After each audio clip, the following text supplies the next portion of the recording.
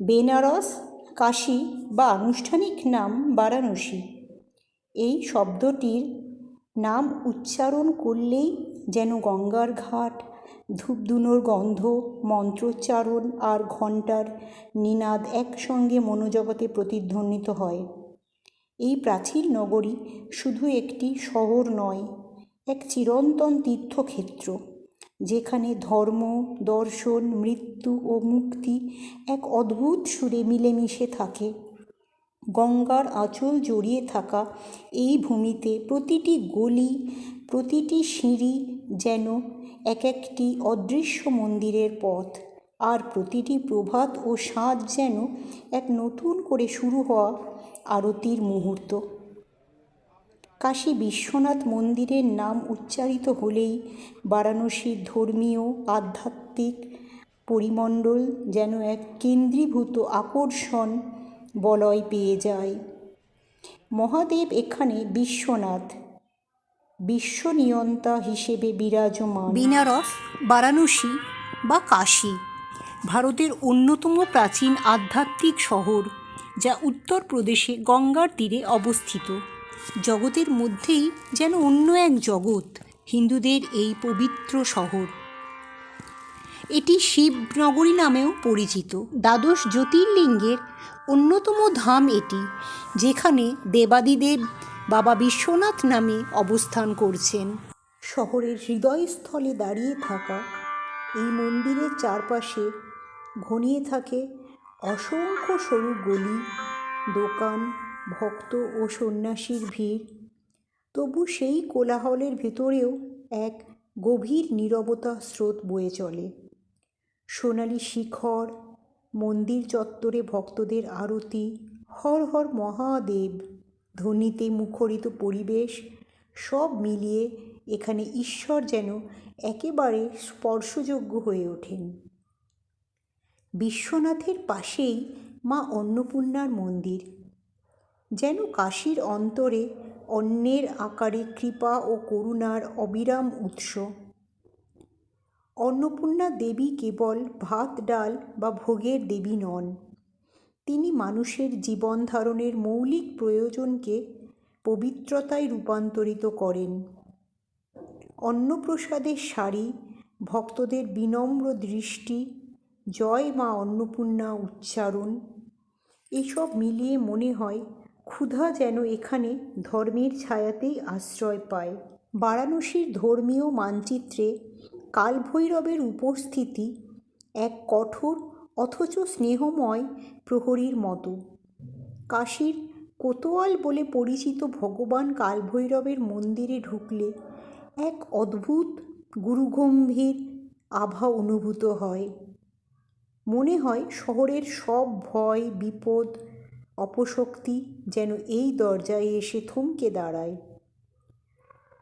কঠোর ভৈরবের সেই দৃষ্টিতেও ভক্তরা খুঁজে পান আশ্বাসের হাসি, কারণ বিশ্বাস আছে কাশীধামে প্রবেশের অধিকারও নাকি তার অনুমতি ছাড়া পাওয়া যায় না। অন্যদিকে মহামৃত্যুঞ্জয় মন্দিরে শিবের এক বিশেষ রূপের আরাধনা চলে, যেখানে মৃত্যুঞ্জয় মন্ত্রের ধ্বনি ভোর থেকে রাত পর্যন্ত নিরবিচ্ছিন্ন ধ্বনিত হয়। ভক্তদের বিশ্বাস এখানে উচ্চারিত প্রতিটি মন্ত্রে, প্রতিটি বিল্বপত্র অর্পণে যেন অসুখ, মৃত্যু ও ভয়ের ওপর মানুষের অদম্য জয়ের অঙ্গীকার। এই সমস্ত প্রধান মন্দিরগুলির বাইরেও বারাণসীর আসল চরিত্র গড়ে ওঠে অসংখ্য ছোট ছোট মন্দির, গলির কোণায় লুকিয়ে থাকা শিবলিঙ্গ, পাড়ার ঠাকুরঘর, রাস্তার ধারে গড়ে তোলা হনুমান বা গৌরী গণেশের ছোট্ট বেদিকে ঘিরে। কোথাও একজন বৃদ্ধ পূজারী একাই মন্ত্র জপছেন, কোথাও ভোরবেলা এক মহিলা থামি নিয়ে প্রদীপ জ্বালিয়ে গঙ্গা জলে অর্পণ করছেন, কোথাও শিশুর দল মন্দিরের সিঁড়িতে বসে খেলা করছে। বারাণসীর এই অগণিত ছোট মন্দির শহরটিকে এক অসংখ্য স্তম্ভের ওপর দাঁড় করিয়ে রাখে, যেখানে ধর্ম বড় কোনো প্রতিষ্ঠান নয়, দৈনন্দিন জীবনেরই অংশ। এই সব কিছুর সঙ্গেই অঙ্গাঙ্গিভাবে জড়িয়ে আছে গঙ্গার ঘাটগুলি। দশাশ্বমেধ, মণিকর্ণিকা, অশ্বঙ্গ, রাজঘাট, কেদার, হরিশ্চন্দ্র এবং আরও কত নামহীন অচেনা সিঁড়ি। ভোরের প্রথম আলো যখন গঙ্গার বুক ছুঁয়ে আসে, তখন স্নানরত ভক্তেরা, আরতির ছোঁয়ায় ভরা বাতাস, দূর থেকে ভেসে আসা ভজন, সব মিলে অদ্ভুত এক শান্তি আর ব্যস্ততা একসঙ্গে উপস্থিত থাকে। আবার সন্ধ্যাবেলায় গঙ্গা আরতির সময় পুরো আকাশ যেন প্রদীপের আলোয় সোনালি কম্পনে ভরে ওঠে।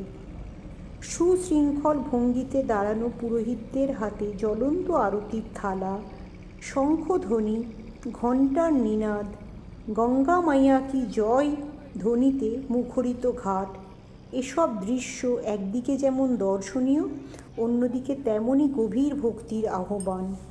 সংকটমোচন মন্দিরে এসে শহরের ধারা যেন আরও স্নিগ্ধ হয়ে ওঠে।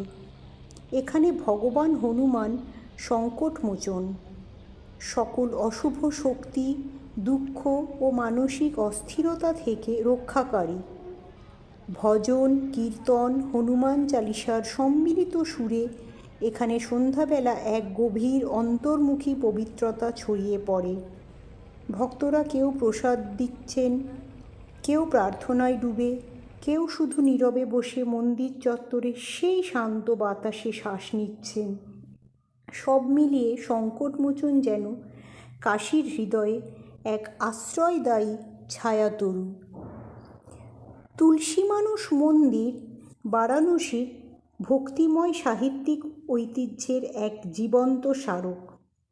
এখানে তুলসীদাসকৃত রামচরিত মানসের কাহিনী প্রস্তর ফলকে খোদাই হয়ে আছে, যেন বাণী পাথর হয়ে স্থির থেকেও অবিরাম কথা বলে চলে।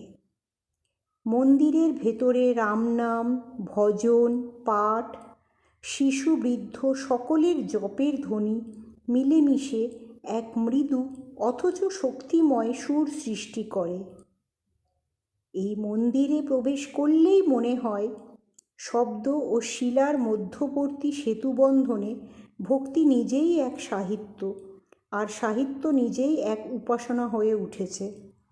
দুর্গাকুণ্ড মন্দির বারাণসীর শাক্ত ঐতিহ্যের এক উজ্জ্বল প্রতীক। লাল রঙের মন্দির, কুণ্ডের জলে প্রতিফলিত শিখর, আর ভক্তদের হাতে লাল চুড়ি, সিঁদুর, ফুল, সব মিলিয়ে এখানে দেবীকে দেখা যায় এক শক্তি, এক মাতৃত্ব, এক অদম্য জাগরণের রূপে।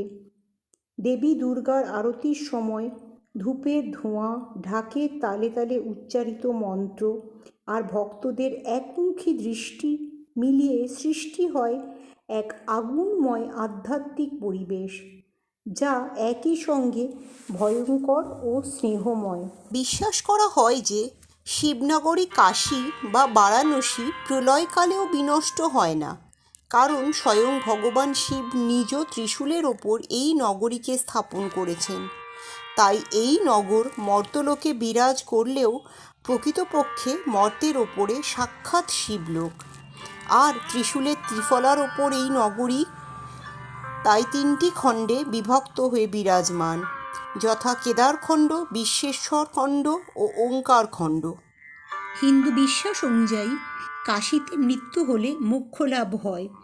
ভগবান শিব স্বয়ং মৃত ব্যক্তির কানে তারক মন্ত্র উচ্চারণ করেন, যা আত্মাকে মুক্তির পথ দেখায়। কাশী শুধু একটি শহর নয়, এটি একটি চিরন্তন সাধনার ক্ষেত্র।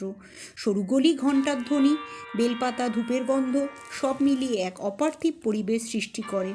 এখানে এলে মনে হয় সময় যেন থমকে দাঁড়িয়েছে। বিশ্বাস করা হয় কাশীর বিশ্বনাথ দর্শনে জীবনের পাপক্ষয় হয় এবং জীবনে শান্তি নেমে আসে। জয় বাবা বিশ্বনাথ।